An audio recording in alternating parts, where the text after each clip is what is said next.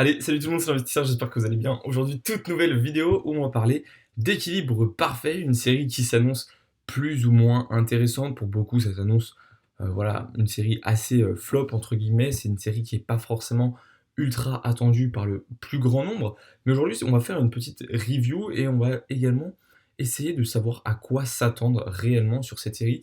Parce qu'en réalité, quand on regarde bien, il y a quand même quelques points positifs à cette série. On va du coup faire un petit peu le tour de tout ça. On va la comparer à des séries pareilles qui ont flop sur le bloc Écarlate et Violet, du moins au début, et qui aujourd'hui ont un petit peu rattrapé le temps perdu au niveau, en tout cas, du prix de chaque item sur ces séries-là. Donc on va voir un petit peu tout ça, on va faire un petit peu le tour.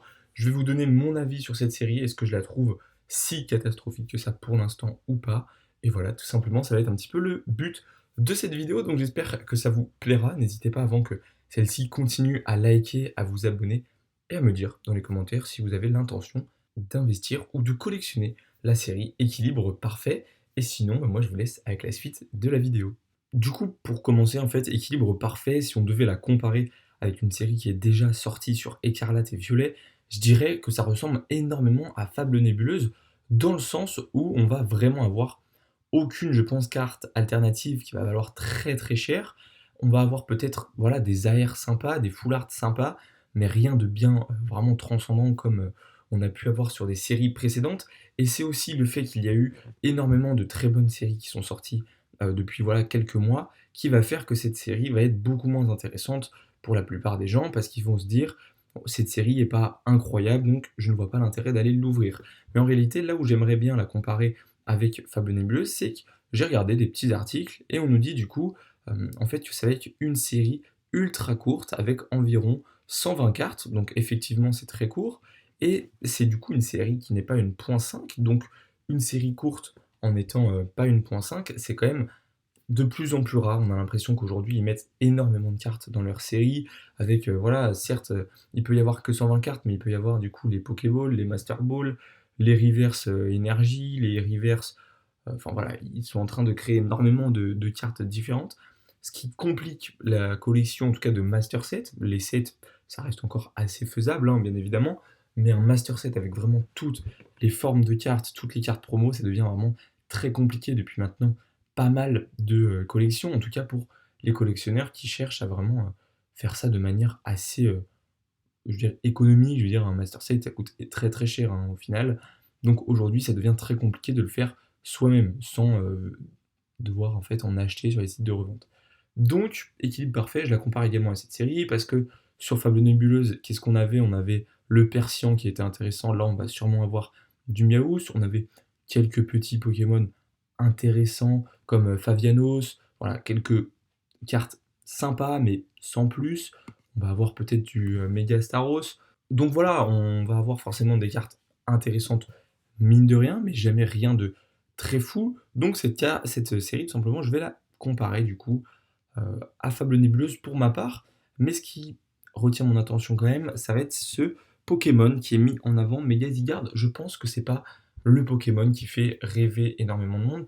Et je pense également que c'est l'intention de Pokémon de mettre vraiment ce Pokémon en avant, parce que si vraiment ils avaient voulu que cette série réalise une très bonne performance, en tout cas au niveau des ETB, ils auraient mis forcément le Mega Staros qui est beaucoup plus connu, beaucoup plus sympa, je trouve, sur une ETB. On l'a jamais vu. Donc ça pourrait être sympa aussi d'avoir une ETB peut-être violette dans ces couleurs-là. Non, aujourd'hui ils ont décidé de mettre une ETB vraiment pas exceptionnelle, aux couleurs quasiment de Fable Nébuleuse, hormis du coup le violet hein, qui n'est pas présent. Donc voilà, c'est pour ça que je suis assez déçu sur l'ETB. On va avoir du coup pour nous des displays, des boosters à l'unité, ce qui fait qu'il y aura énormément de boosters disponibles pour de l'ouverture. Donc ça aurait été une point .5, j'aurais dit personnellement que c'était une série quand même intéressante, parce que ça veut dire qu'il n'y aurait pas eu de booster à l'unité, il n'y aurait pas eu de display. Donc on aurait eu vraiment quand même une certaine je sais pas comment expliquer ça, mais on aurait eu du coup des minitines, on aurait eu ceci, on aurait eu cela, on aurait eu pas forcément énormément de boosters à ouvrir pour de la pure collection, on aurait eu surtout du coup des ETB, des bundles, donc les gens auraient été obligés d'ouvrir ces ETB et ces bundles. Là aujourd'hui, je pense que ça va être vraiment même pas la peine en fait hein, de les ouvrir, les ETB et les bundles, puisqu'on aura les tripacks, on aura les displays et on aura les boosters à l'unité, on aura même les kits d'AP hein, pour ceux qui font pour ceux qui font les petits tournois de prévente.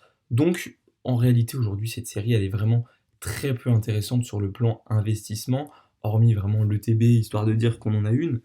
Mais je pense que ça va mettre vraiment énormément de temps à monter, surtout quand on peut voir aujourd'hui Kiero Transcendant, une série superbe, hein, qui ressemble énormément à Zénith Suprême au point de vue des cartes, pas forcément au niveau du taux de drop, même si ça reste quand même intéressant.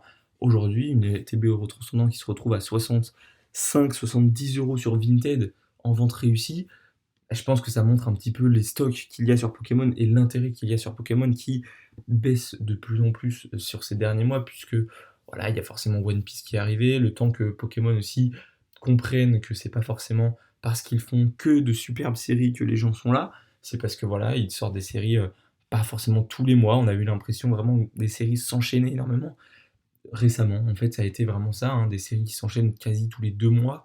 On n'a pas le temps de collectionner. En réalité, ce n'est plus une collection Pokémon, c'était une collection de scellés parce qu'on ne pouvait pas collectionner les cartes tout simplement. Donc aujourd'hui, je pense que le fait de ralentir la machine en sortant une série un petit peu moins bonne qui va être ME03, ça deviendrait peut-être intéressant d'aller du coup chercher cette ETB là parce que c'est peut-être l'ETB qui va du coup être la plus ouverte, pardon, puisqu'au final c'est une série qui du coup ne va pas être ultra hype par tout ce qui va être scalping ou même tous les investisseurs, hein. Il y aura beaucoup d'investisseurs qui vont passer cette série également, parce qu'aujourd'hui, l'investissement, quand ça fait peur, on évite, tout simplement, hein, bien évidemment. Aujourd'hui, mettre son argent dans des items comme ça, qui ne sont pas forcément ultra intéressants, ça peut toujours faire peur, ça peut toujours faire reculer. Et surtout que quand on compare avec les séries qui sont sorties sur Écarlate et Violet, et qui sont du coup un petit peu moins bonnes, je pense notamment à Couronne Stellaire ou à Mascarade Crépusculaire, qui mettent du coup du temps à monter, hein, bien évidemment, ça va monter petit à petit, mais ça met quand même énormément de temps à monter. C'est des séries qui sont pas beaucoup ouvertes, en tout cas pas pour l'instant, puisqu'il n'y a pas d'intérêt d'aller les ouvrir, il n'y a pas forcément beaucoup de cartes à aller chercher. Donc c'est des séries qui mettent énormément de temps à monter, puisque pour qu'une série monte, il faut qu'il y ait de moins en moins d'items sur le marché, et s'il y a toujours autant d'items qu'il y a un an, ben forcément la série ne monte pas, elle stagne. Et c'est le cas de beaucoup de séries sur Écarlate et Violet. On a juste eu Evolution Apaldea qui a bien monté récemment grâce au Magikarp. En fait, il suffit qu'il y ait une carte dans une série qui explose du jour au lendemain et ça va faire monter tout le scellé, tout, parce que il va y avoir de l'ouverture autour de cette série et des fois, ça peut venir 2-3 ans après la sortie de la série, hein. C'est souvent comme ça, même des séries qui explosent parce qu'il y a une carte qui intéresse énormément de monde et du coup, la série augmente d'un coup. Il y a Aventure Ensemble qui aujourd'hui n'intéresse très peu de monde et qui au final, vous verrez, dans quelques années sera ultra intéressante, en tout cas qui sera bien augmentée parce que du coup, on va sûrement avoir une ou deux cartes à l'intérieur de cette série qui vont valoir très cher et ça va faire en sorte du coup que la série va monter. Donc voilà un petit peu pour la review de ME03. On n'a pas encore assez d'informations pour en rajouter davantage sur cette série.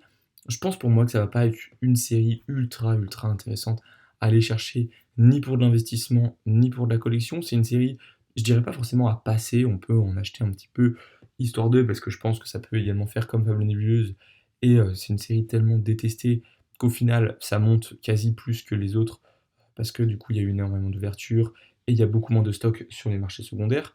Mais j'irai pas jusqu'à vraiment énormément investir sur cette série qui, selon moi, va être un flop. Mais on n'a pas encore toutes les infos sur les cartes. Ça se trouve, on va avoir de superbes alternatives. Mais pour moi, ce ne sera pas le cas. Donc voilà un petit peu pour cette review. J'espère qu'elle vous aura plu. N'hésitez pas du coup à me redire ce que vous avez pensé d'équilibre parfait sur les premières vues de cartes, sur les premières vues d'items, si vous investissez ou pas dessus, et si tout simplement vous allez du coup en profiter pour renforcer l'investissement sur les séries sorties précédemment. Dites-moi tout ça dans les commentaires, j'attends votre retour avec impatience, et sinon je vous souhaite une très bonne journée et je vous dis à très vite. Allez, salut!